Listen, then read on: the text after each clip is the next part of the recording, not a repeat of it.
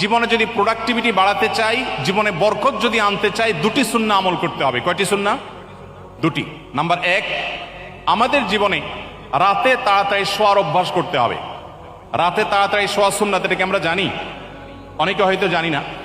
আমাদের আয়েশা বলেছেন নবী করিম সাল্লাল্লাহু আলাইহি সাল্লাম এশারের আগে কথা বলা, এশারের আগে ঘুমানো এটা অপছন্দ করতেন, আর এশারের পরে কথা বলা অপছন্দ করতেন। এই যে গভীর রাত পর্যন্ত আমরা জেগে থাকি, এটা নবী সাল্লাল্লাহু আলাইহি সাল্লামের আদর্শের পরিপন্থী।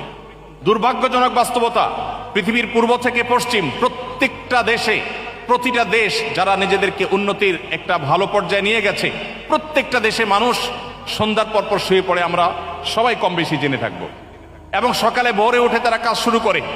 কিন্তু অবাক করা একটা ব্যাপার হলো, শুধু বাংলাদেশ নয়, প্রায় সব মুসলিম প্রধান দেশগুলোতে আমরা জানি যে গভীর রাত পর্যন্ত আমরা জেগে থাকি এবং সকালে ঘুমিয়ে থাকি। এই কালচার আমাদের সমাজে আছে না নাই?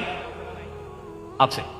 অথচ এটা হলো মানুষের জীবনে বরকত নষ্ট করার, প্রোডাক্টিভিটি নষ্ট করার সবচেয়ে বড় কারণগুলোর মধ্যে একটা। অতএব আমরা যদি রাতে তাড়াতাড়ি শোয়ার অভ্যাস করি এবং সকালে যদি ঘুমানোর অভ্যাস পরিত্যাগ করতে পারি, সকালে যদি কাজে যেতে পারি, ইনশাআল্লাহ জীবনে বরকত আসবে। নবীজি বলেছেন, আল্লাহুম্মা বারিক লি উম্মতি ফি বুকুরিহা, হে আল্লাহ আপনি আমার উম্মতের জন্য সকালের সময়টাতে বরকত দান করুন। এই জন্য সকালের সময়টা ঘুমিয়ে থাকার সময় নয়।